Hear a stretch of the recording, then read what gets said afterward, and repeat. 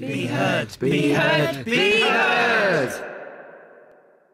Hello and welcome to Be Heard, a programme made by young visually impaired people who live in and around Wolverhampton.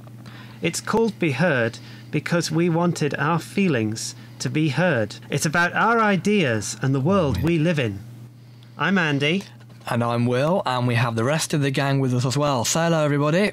Hello! We've got a busy time ahead, including features ranging from a school visit to dreams and friendship. But we're going to start with my piece about my guide dog.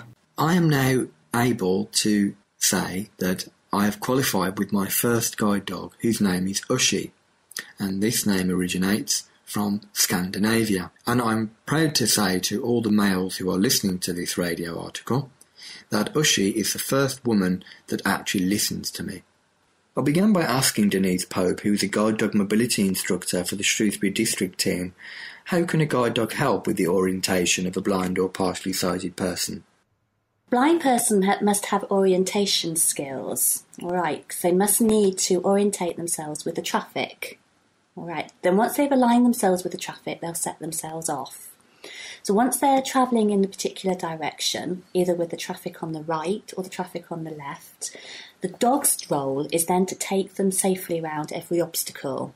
So that's solid obstacles like street furniture and pedestrians, moving obstacles. All right. The dog will only stop when it gets to a down curb, all right, which is going to be your side roads. Then from there, the guide dog owner tells the dog whether to cross over the road or whether they're going to do a right or do a left to go down the side roads. It is the guide dog owner's responsibility to decide when it's safe to cross the road, not the dog. The dog doesn't make that decision. The dog will, however, use its initiative to find things like pelican crossings or particular shops which are regularly used. So it doesn't necessarily have to go to every down curb if there's a pelican crossing or a shop en route. All right, but the guide dog owner must let the dog know when they are in the area of the pelican crossing or the shop to ask the dog to find it. And can anyone have a guide dog, or do you have to meet certain criteria, Denise? If anybody is experiencing any mobility problems due to their diminishing vision, they can contact guide dogs to find out if a guide dog would be of a benefit to them. We'll come out and have a chat with people to find out whether the dog is going to be useful, and also to see if the person is actually capable of controlling and working a guide dog. So contacting your local district team in the first instance is a way to get onto the ladder, should we say? Definitely. Okay. Yeah, we can take it from there. You mentioned in the beginning of this interview here that orientation is important. Are you referring to orientation firstly with a long or symbol cane, or do you mean orientation with that plus your hearing, etc.? What if someone can see, for example? How can that impact, the orientation with a guide dog? The potential guide dog owner must know their home area. And they because at the end of the day they've got to direct the dog how to get there. As I said, once they set the dog off in a straight line of travel, the dog will carry on in that straight line till it gets to a down curve. Then it will wait for the guide dog owner to tell them which direction to go. So therefore it's necessary to know how many side roads you've got to cross to get to your destination. Now, if you are a long cane user and you're out there using your long cane and getting around safely, then it's going to be a benefit when you do apply for a guide dog. Mm-hmm. Okay. I've recently had my guide dog now, and all I paid was a princely sum of 50p. Surely it costs more than 50p, to look after a guide dog and to train it initially. It definitely does cost more than 50p because guide dogs are charity. We rely on donations from the general public to enable anybody to have a guide dog. The food and the vet bills are all paid for by guide dogs, so there's no worry about any financial responsibility. Mm. And the final question I need to ask you, Denise, and I want an honest answer here. You've recently trained me. You're my mobility instructor with my guide dog, Ushi. On a scale of 1 to 10, with 1 being totally useless and 10 being absolutely fantastic star pupil of the night, how did you find training me? Put me in the hot seat, won't you, Will? I've enjoyed working with you, Will, Yeah. because you have been very motivated and you have been very positive throughout. So because of that, then you have achieved, a really pleasing standard with your dog. Thank you very much. And I do appreciate your time. And who knows, someone out there, if you are interested in applying for a guide dog or perhaps know someone who is, get in touch with your local district team office. You can go to the Guide Dogs website at www.guidedogs.org.uk, click Contact Us and District Team, I believe. And from there you can choose your region and contact them. Again, Denise, thanks very much for your time today. Thank you, Will. There are those guide dog owners in the UK who've been loyal and had faithful companions by their sides for many years. And one of these is Mr. Joe Top, a friend of mine from Bournemouth. He is now on his third guide dog called Jamie. 15 years ago, he decided to apply for guide dogs. Why did you choose a guide dog? I think it was the fact, Will, that it would give me freedom, independence. I mean, I loved using the white cane and it got me around. But I saw my friends who had dogs and they were saying how good it was and it gave them more independence. And I just thought, let's go for it. And so I got one back about 15 years ago now. And I never looked back, really, since then. Those days, I can travel independently to college on my own now. It's just... And it's also the company factor. It's nice to have company. And I'm sure you share the same sentiments as me, that if you're walking with your guide dog, you have a different sense of the environment and also how you perceive your world around you as you're walking around with the dog. Yeah, that's right. It's very... I always remember the first time that I walked with him. I was a bit scared, to be honest, because it was completely different of using a cane, whereas a cane you tap around and you feel like for your landmarks, whereas a dog just takes you. Obviously, you have to know the route first, where you want to go, but it's just completely different, The dog's sort of in control almost. I can vouch for that because when I am walking with my new guide dog, whose name is Ushy, I feel that my environment is a lot more easier to navigate with the dog. And I also feel that people are friendlier to people with guide dogs in a social setting. Yes, they are, yes. I found that. I've met people by going on the bus to places. So you would recommend that if anyone is seriously considering a guide dog, that it's a worthwhile investment? What are the steps do you think that people should take in terms of trying to get their foot on the ladder, shall we say, and climbing up to a better independent lifestyle? Well, I think, first of all, Will, that they have to really sit down and think about it. A dog isn't just for Christmas. A dog's for life. And they take a lot of looking after. You have to groom them every day. And you have to, feed them, all the other things. If they're ill, go to the vets. And for me and you, that's normal. We do it. We care about dogs a lot. But I think what you have to really do is talk to people about having a guide dog. Talk to other guide dog owners. Check out the email lists. There's an email list about guide dogs out there. Just talk to people. Get people's views. And you could also contact your local district team. You can also contact them on the Guide Dogs website, details of which we'll give at the end of our article here. And your district team can help you. And you need to have good orientation skills, firstly with a long cane or with a symbol cane if you're partially sighted. And then if you have good orientation skills, it is preferred that these are in place before you acquire yourself as a guide dog. You can then take the next step. Joe, I'd like to thank you very much today for taking the time to talk to me, and I hope that the future with you and Jamie is still long and prosperous.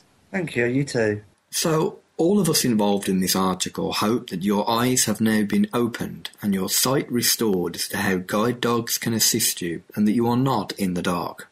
If you yourself are perhaps interested in applying for a guide dog, or perhaps you know someone who is, then why not go to the Guide Dogs website and get in touch with your local district team. These are areas of the UK who have guide dog offices who can assist you. The Guide Dog website is www.guidedogs.org.uk. Click Contact Us and follow the links to the district teams. Thanks, Will. Have you heard of audio description? It's a commentary for anyone who's visually impaired. It means they can follow a play, film, etc. more easily because a sighted person is describing what's going on when there's no dialogue. I've been using audio description for over 10 years, so I thought I would go along to the Grand Theatre here in Wolverhampton. They recently had their pantomime, Cinderella, which was described by Anne Hornsby, who owns Mind's Eye Professional Descriptive Audio Services in Bolton. After going on a touch tour and watching the pantomime, she explained how the audiences access the service. So the describer speaks into a microphone, then that signal is sent out through the theatre's system and then beamed out, as it were, to the audience, who wear usually infrared headsets. Sometimes it's a radio system, and so they're usually headsets that fit in the ear, and the headset hangs underneath the neck. They can then listen, and they can operate their own volume control on that headset. Well, I worked at the Octagon Theatre in Bolton, north of Manchester, and we experimented with introducing the service in the late 80s.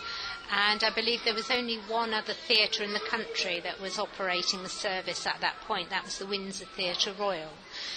And we introduced it because we had a blind customer who had heard about audio description in the States and wanted to know if there was any way we could introduce it into our theatre. So it was quite experimental in the early days, trying out different headsets, different systems of broadcasting, and also learning how to do the audio description. Well, it's quite astonishing, really, when you think back to 20 years ago and how far we've come in the time that it's been established in this country. To think there were so few theatres offering it, and now just about every city, every theatre does offer a described performance, although some of them are a little bit occasional. I think it's because people have become aware of the service and that they've started to ask for it. The Disability Discrimination Act has helped in that it requires theatres and other venues to make reasonable adjustments to their service, so audio description is considered in that light. But I would like to see people becoming even more vocal about asking for the service. And what does AD actually sound like? The lights flash and brighten on the staircase hung with bells. The children make their way down the staircase, dressed in sparkly silver, yellow, blue, purple and green. They take a bow. Then the dancers in plumed hats. The fairy godmother in silver white cloak with a fur trim. They step and sway, encourage us to clap along. Confetti flutters down as they take their final bows. Well, thanks, Anne. Now, after a hectic night watching Cinderella, we all need to go to bed before we turn into pumpkins. So here's Chelsea, with a little help from her friends, to tell us all about dreams. Have you ever dreamed? Can you remember the last dream you had? Do you know what your dreams mean? In a moment I'll be talking to Dave Packwood from the University of Wolverhampton about the causes and meanings of our dreams. But first, recently I met with some friends and we discussed some of our ideas about dreams. Have you ever had any prophetic dreams? What's that? It's psychic dreams that predict the future. Yeah, I heard this one about this boy who had a throat virus and he came to school the next day and had sick by maths and he had the same throat virus that I'd actually dreamt about. That's really weird. Yep. Have you ever had any lucid dreams? What's that? It's dreams when you realise you're dreaming, and most dreamers wake themselves up once they've realised they're dreaming. But other dreamers have cultivated the skill to remain in the lucid state of dreaming. Have you ever had any of these? I don't think so. Never? I don't think so. Wow, okay, you're interesting. Do you ever have any nightmares? Yeah, sometimes. About what? sometimes creatures crawling over me, like ants and things. Ugh. You have nightmares about books, don't you, sometimes? Yeah, some books like vampires and everything that aren't really that scary, but then I've read worse books that haven't given me nightmares, but some books do. What are these books that have given you nightmares? The Vampire's Assistant by Darren Shan and Cherub books by Robert Muckamore. And Dark Side by Tom Becker. Oh yeah, and that one as well that we read in English. Do you know what the original meaning of nightmare is? That you dream about something that is really, really scary. No! Okay. The original meaning of nightmare was a female spirit that besets people while they're asleep. Oh. Did you know if you're snoring, then you cannot be dreaming? I snore and I dream. Yeah, but you probably don't do it at the same time then, do you? Yeah. Have you ever had any healing dreams, like when you dream that you're going to have a cold or something, and then the next day you do? No. Okay. I've never had one of them. Have you ever had any flying dreams? Yeah, sometimes. While you were flying, did you enjoy it? In some of the dreams I did, but in some of the others it was like difficult to get up, if you know what I mean. Have you ever felt in control or having difficulty, and were you scared? Well, in some of the dreams I felt like I couldn't get up into the air properly, if you know what I mean. And then in some of them it was like I was in lucid dreaming, like I could fly where I wanted to and stuff. Having difficulty staying in flight indicates a lack of power in controlling your own circumstances. You may be struggling to stay aloft and stay on course. Things like power lines, trees or mountains may further obstruct your flight. I'm joined on the line now by Dave Packwood. Could you tell us a bit about your work, please, Dave? Hi there, yeah. I'm a counselling psychologist and psychotherapist. I work with people who've got problems, from a whole range of problems, from sort of depression, anxiety, relationships, etc. What exactly do you do in your research, and how do you find things out? A simple way of looking at it would be that, I've got a group of kids who've got problems, and we measure how sort of severe their problems are with different sort of questionnaires, things like that, and assessments. And then we might do some work with fairy stories, a particular fairy story. If these kids have got problems with anger, we might choose some fairy stories who've got some angry people in and how they deal with their anger. And we get them to write fairy stories, and we tell them stories, and then have a look at how that's helped them, to see if when we do some questionnaires and some more assessments, whether that's helped them to feel better and be less angry than they were before. That's a simple way of looking at it. What causes dreams? Dreams? And what are they related to? Well, I think it seems most likely that it's something to do with the way that we process memories. I mean, most of us think we know what's going on in our head, but really most of what goes on is what you call unconscious. We're not aware of what's going on.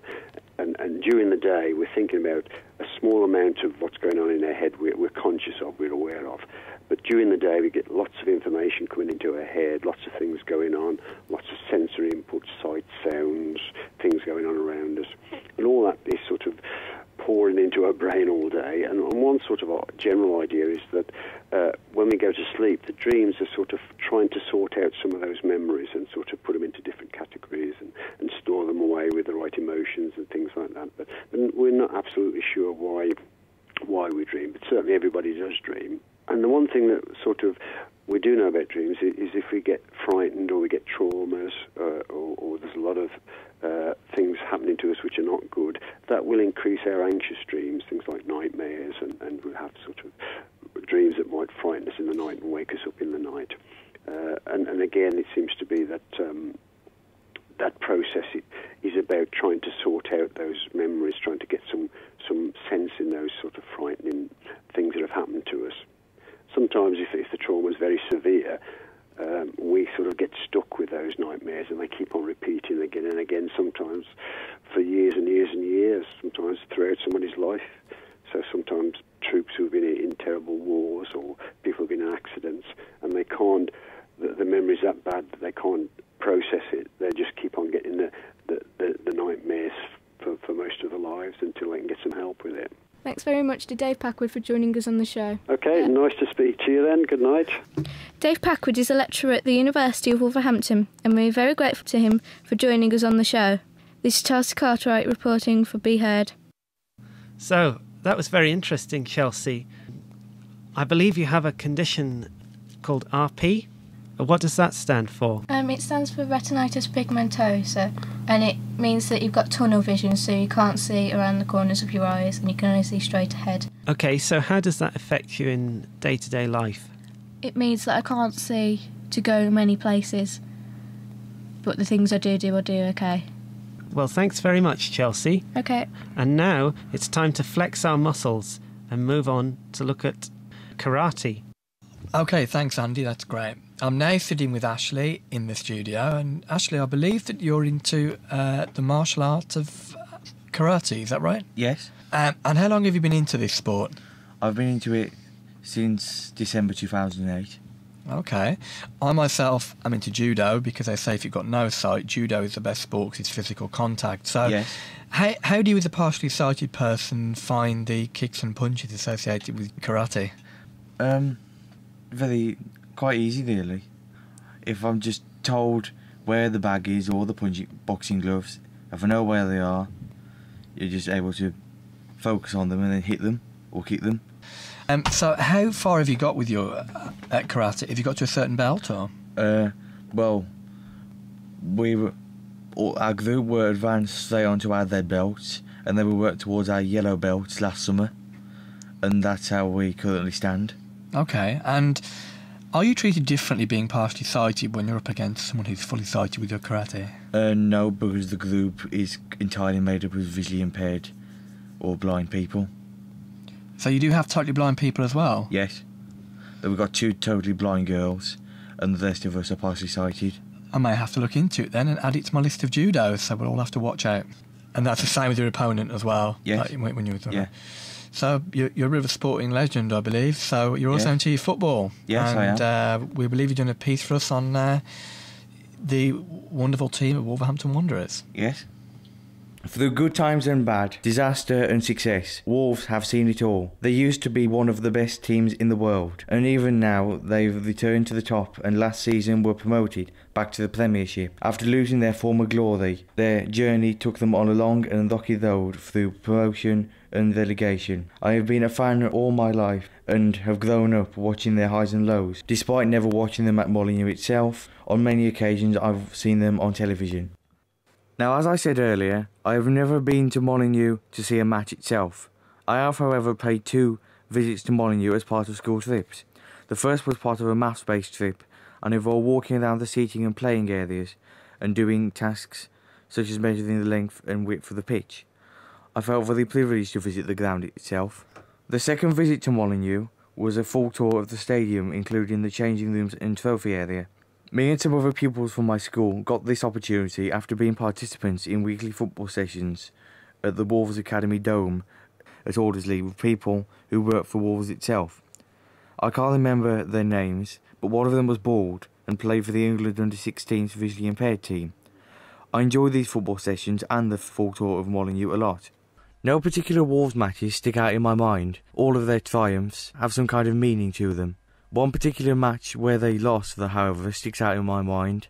The recent fixture against Manchester United where Mick McCarthy changed his formation, and this did not go down too well with players and fans. When they win, it gives you a sense of it's a good team to support. Even if they lose, you still have that same mindset where no matter what happens, they're a good team and you'll always be behind them, no matter what. Wolves mean a lot to me, as they do to many thousands of fans across the city. I'm joined by one of those fans, Matt. So, Matt, what do you think makes a good Wolves fan? Well, I think what makes a good Wolves fan is you have to have the encouragement to support your team, be there when they need you, and just support them, really. Okay.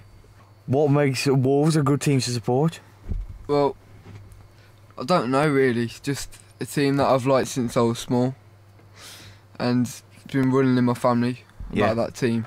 Local teams for local people? Yeah, basically. Yeah, like. And what are your favourite players do you like and why? Well, my favourite players has got to be Michael Kitely, who plays on the left, I think. Yeah. Sylvain Ebanks-Blake, but he's not doing that well at the moment. Indeed. No, and Matt Murray, who's in goal, and Ella Kobe. Nice. I just like them for their charisma and most of the play. When they're passing the ball around, they move around well and create space. Okay. And do you think they're going to be relegated or stay up this season? Well, I'm not really that sure, because it depends how we play and how the other teams play. If we go down, then I'm not quite sure we're going to stay up. Yeah. Fingers crossed. Okay. I'm a Wolves fan, but don't take my word for it. Come on, you Wolves! This is Ashley Martin, reporting for Be Heard about my favourite football team, Wolves. Good night. Be heard on the radio. Be heard on the radio. Be heard on the radio. After Cinderella, I checked out an exhibition at Wolverhampton Art Gallery. Once a month, the gallery puts on an art speaking event aimed at people with limited or no vision, where the pictures are described by a tour guide, in this instance, Jen Dooner, an outreach worker and community arts ambassador. The Pop Art Gallery is currently showing a retrospective of Jan Howarth's work. Jan Howarth was one of the only female artists that was classed as a pop artist. She produces sculptures that are mainly made from fabric, and a recurring motif for which she's most famous is the donut. So we'll come across some donut as we go through the work. So we're in front of 3 fabric sculptures, and each of the sculptures is a huge, oversized charm bracelet made of fabric, and they were produced between 2004 and 2006.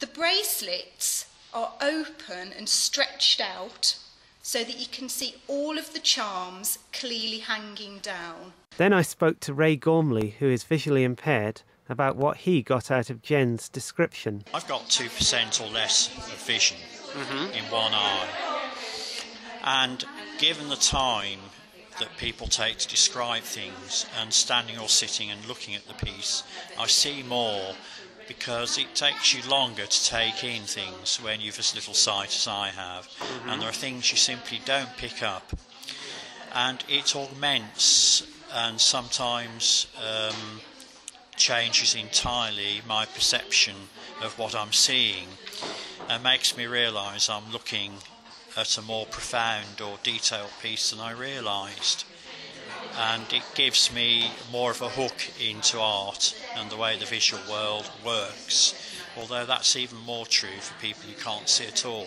And finally, I spoke to Jen herself about the benefits of offering the service. To try and get involved with a visually impaired audience and local visually impaired groups, it was really difficult, and we didn't offer any kind of description or any service for visually impaired people in that way.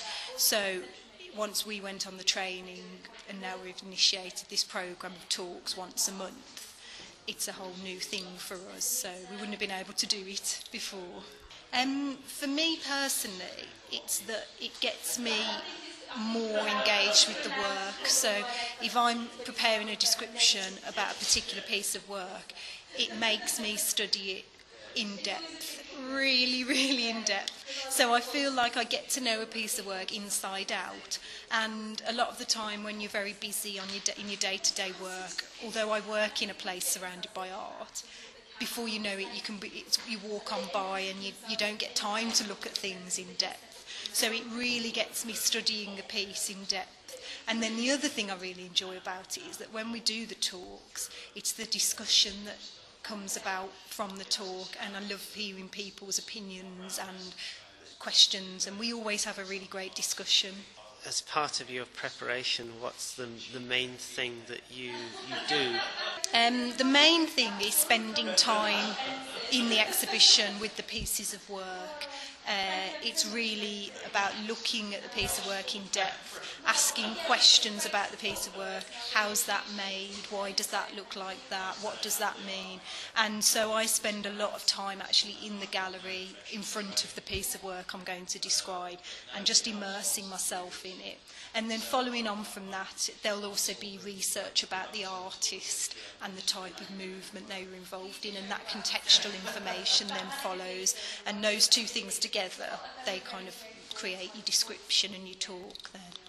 Thanks, Jen. And now it's over to Jonathan to tell us about Penhall School, where he is a pupil.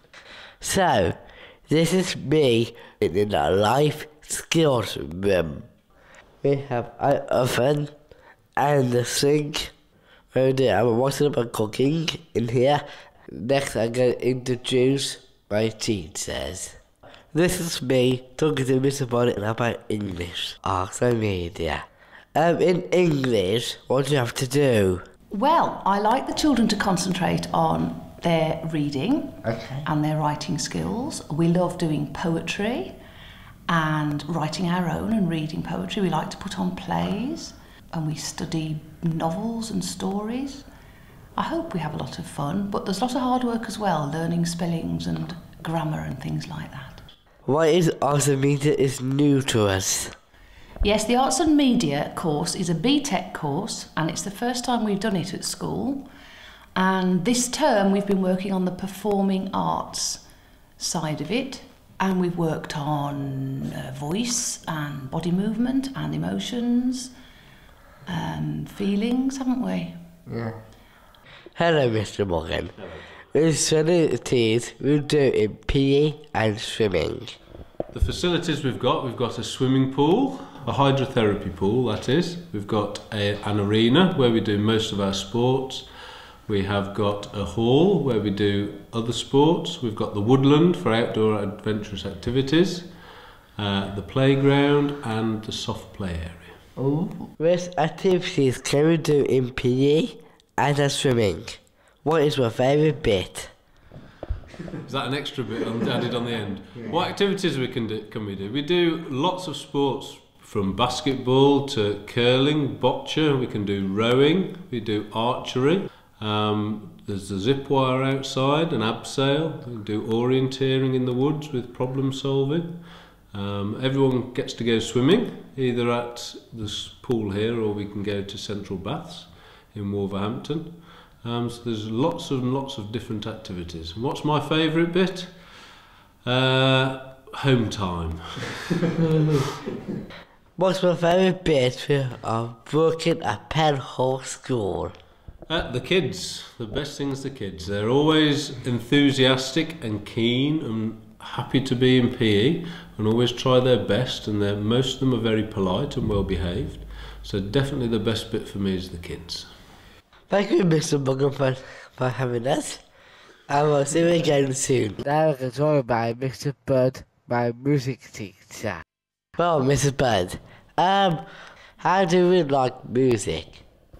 How do I like music? Yeah. Well, I've always enjoyed music, Jonathan. I've always enjoyed playing the piano and singing. Some nights we take us out to the multi-faith. How does that feel? Scary. But we all enjoy it when we get there, don't we? Yeah. And singing in front of the other schools. Yeah. I would like to introduce my friends. This is my friend Russell.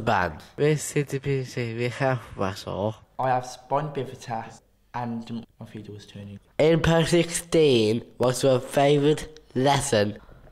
My favourite lessons is maths and science. Why do you like school?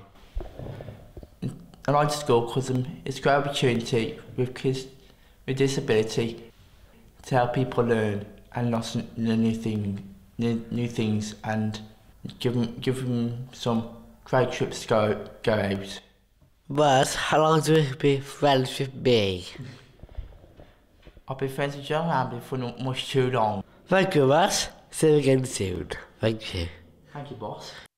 All my friends we got Philippa, Thomas and Alex. Hi everyone. Hello. Hello. Yeah. Why do you like Penhall? Starting with you, Tara. What's your favourite bit about Penhall School? In PE. Okay. What's your favourite bit about PE? Going on the trampoline. Okay. Thank you, Tara. Alex.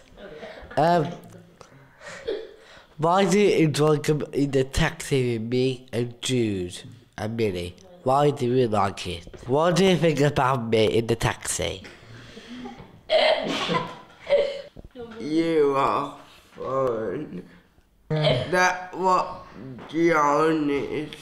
Thank you for coming. Hello, radio. When I leave school, I will miss all of you. This is Trevor Hamley reporting from Penhall School. Good night. And he's been a busy boy there, Jonathan, because on a Wednesday evening he attends the youth group at the Beacon Centre for the Blind in Sedgley. So, Jonathan, take it away and give us a tour. My name's Jonathan Hamlin, here at the Beacon Centre. And we look at the paintings here in the corridor. First up, we've got 4 big squares here.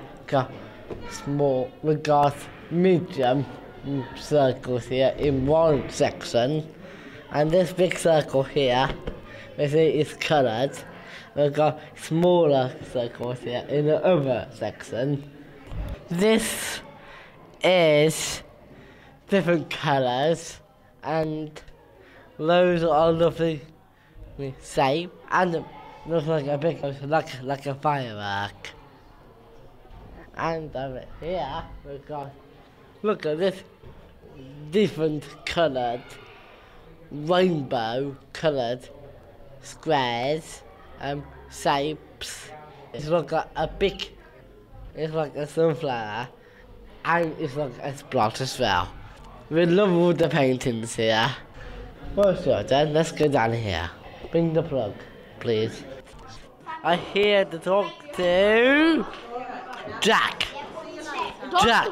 Jack, do we like it here? Yeah. Why do we like it here?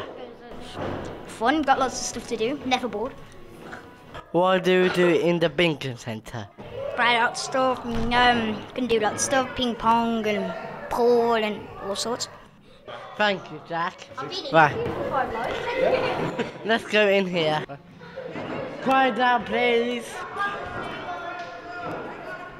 Here we are in recreation. They're dancing now. So I can hear something over here. And this is our table tennis table. And we hit the ball to each other. And over here, we got some friends with some lights. Sylvia. Hello. Who am I? I'm Sylvia. Hi Sylvia. What do you do here on Wednesday night? Well, I come here to help all you children have a nice time, don't I? Yeah. Have a lovely evening. Oh, thank you. You have a lovely evening. I will. Thank you. Another member of the Beacon Centre youth group, whose name is Carly, has now got a poem for us concerning friendship. When I cry, you help me out. When I'm happy, you hear me shout. When I grin, you know I'm really mad, because you are my best friend. You can talk when I'm sad. You're very thick and thin, you're my best friend. You hear me out when I want to talk. You help me out when I get mad. You are the bestest friend I ever had. So hear me out when I say, you're the light in my day. You are the moon in my night. You shine very bright. You're the best friend I have, and I miss you. Okay, we've just heard the poem by Carly, and I'd just like to ask her a few questions. And so the first question I've got is, who is your best friend, Carly? I've got so many, so I'll just put a bit of each one in there. Okay, Carly, have you got a favourite part of the poem, and why? You are the moon in my night. It's my favourite line. Thanks very much for your poem, and we look forward to the next one. Be heard on the radio. Be heard on the radio. Be heard on the radio. Woo-hoo. Well, it's been great fun making this programme. Have you enjoyed it, guys? Yes. Thanks for support and training from the University of Wolverhampton, WCR-FM and the Beacon Centre for the Blind Youth Group. This programme was brought to you by www.media-box.co.uk, a scheme funded by DCSF. Say goodbye, everyone. Bye. You've been listening to a Be Heard radio production. Be heard, be heard, be heard.